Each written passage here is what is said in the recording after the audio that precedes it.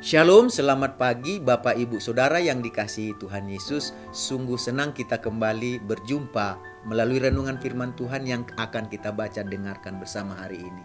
Doa dan harapan kami tentu saja supaya damai sejahtera Tuhan, kasih-Nya, kekuatannya, pertolongannya senantiasa melimpah dan menyertai kehidupan kita.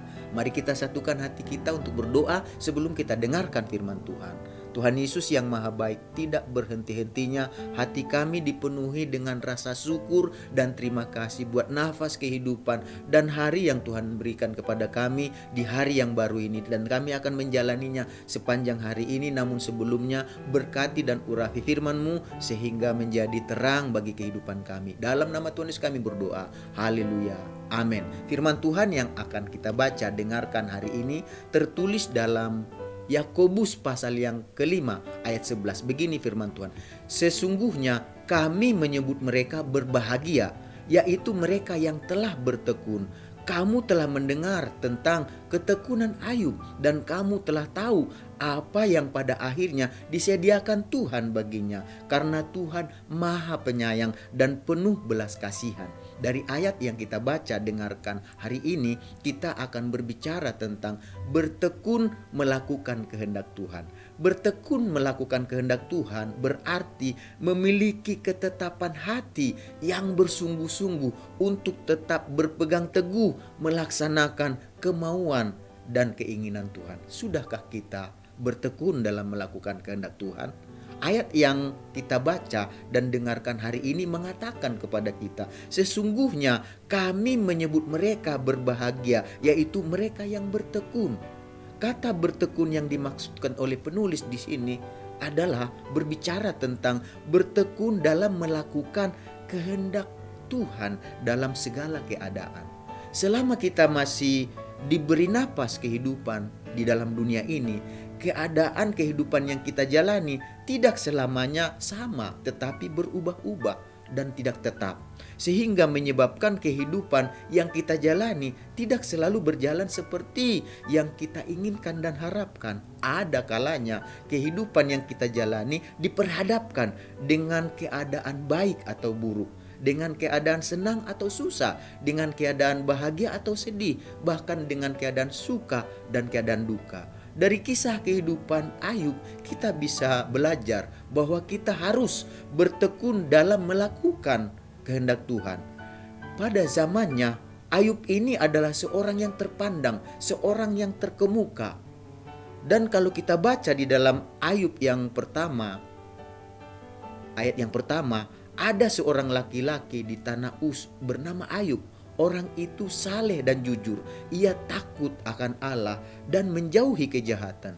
Jadi dari ayat ini yang baru saja kita baca menjelaskan siapa itu Ayub. Ayub dikenal pada zamannya sebagai orang yang saleh dan orang yang jujur. Ia juga takut akan Allah dan menjauhi kejahatan. Jadi dengan penjelasan tersebut adalah bukti yang menunjukkan bahwa kehidupan Ayub adalah seorang yang melakukan kehendak Allah. Karena melakukan apa yang dikehendaki Allah, maka Allah memberkati kehidupan Ayub. Itulah yang tertulis dalam Ayub yang pertama ayat yang ke-10 dikatakan demikian. Bukankah engkau yang membuat pagar di sekeliling dan rumah serta segala yang dimilikinya?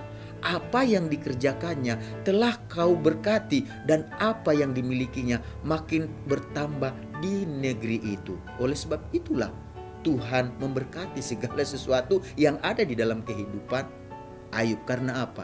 Dia seorang yang bertekun melakukan kehendak Allah.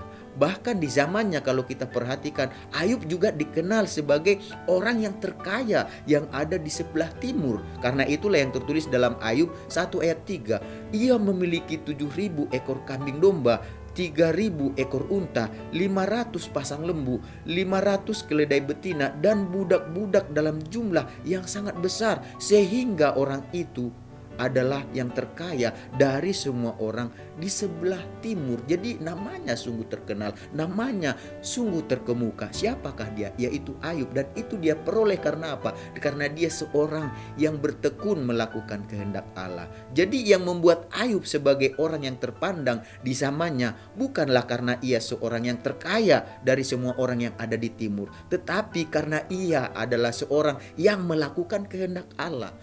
Kalau kita bilang lebih luar biasanya, karena Ayub ini terpandang bukan karena ia adalah seorang yang kaya secara dunia, secara jasmani, tetapi karena ia lebih daripada itu, dia adalah orang yang melakukan kehendak Allah. Dan dia ini sangat bertekun, bukan hanya sekedar melakukan kehendak Allah. Dia bertekun dalam melakukan kehendak Allah. Jadi ketekunan Ayub dalam melakukan kehendak Allah bukan hanya terbukti ketika ia mengalami kehidupan yang terpandang, kehidupan yang terkemuka, tetapi dia juga sangat membuktikan ketika ia mengalami dalam situasi yang hina, situasi yang terpuruk.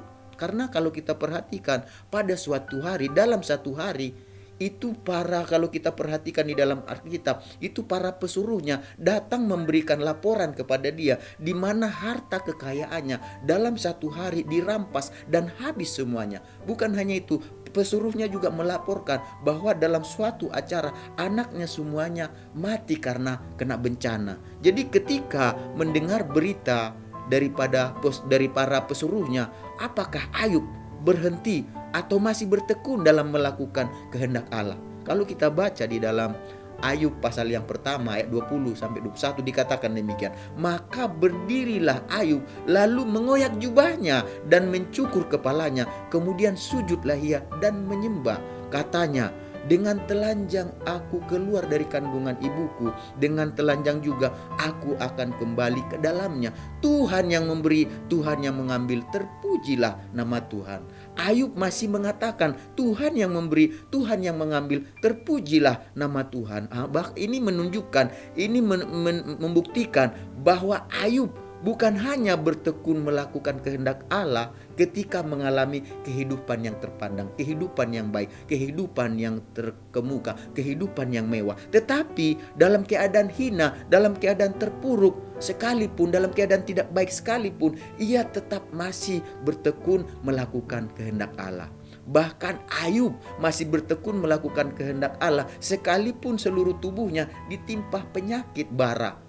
Bara yang busuk dari telapak kaki sampai kepada ujung kepalanya dikatakan. Bukan hanya itu, istrinya menyuruhnya untuk mengutuki Allahnya. Itu yang dikatakan di dalam Ayub pasal 2 ayat 9 sampai 10. Dikatakan begini, maka berkatalah istrinya kepadanya, masih bertekunkah engkau dalam kesalehanmu?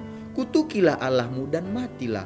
Tetapi jawab Ayub kepadanya, engkau berbicara seperti perempuan gila. Apakah kita mau menerima yang baik dari Allah tetapi tidak mau menerima yang buruk? Dalam kesemuanya itu, Ayub tidak berbuat dosa dengan bibirnya. Luar biasa, melalui perjalanan kehidupannya, Ayub membuktikan kepada kita bahwa ia adalah seorang yang melakukan kehendak Allah. Bukan hanya sekedar melakukan kehendak Allah, ia seorang yang bertekun melakukan kehendak Allah. Orang yang bertekun melakukan kehendak Allah ditunjukkan melalui hidupnya. Bukan hanya pada waktu baik dia bertekun, tetapi mengalami waktu keadaan tidak baik pun dia bertekun.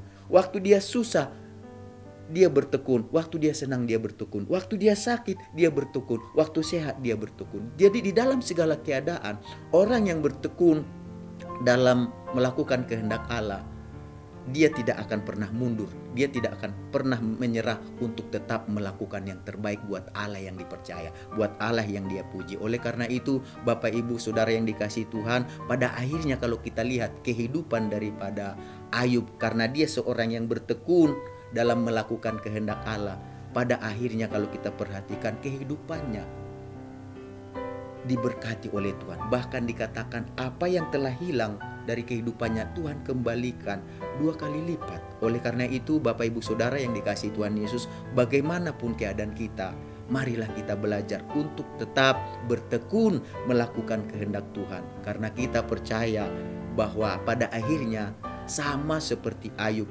kebaikan akan menyertai setiap orang yang bertekun melakukan kehendak Allah. Jadi apapun situasi kondisi kita, apapun keadaan yang kita alami, mari kita katakan kepada Tuhan, Tuhan yang kupercaya, saya mau belajar tetap bertekun melakukan kehendak-Mu di dalam segala keadaan. Karena saya tahu Tuhan pasti melakukan yang terbaik bagi setiap orang yang bertekun melakukan kehendak-Nya. Mari kita sama-sama berdoa. Tuhan Yesus, kami mengucap syukur buat firman-Mu, mengajarkan kami supaya kami belajar untuk bertekun melakukan kehendak Tuhan, baik dalam situasi baik atau buruk, baik itu susah atau senang, suka atau duka.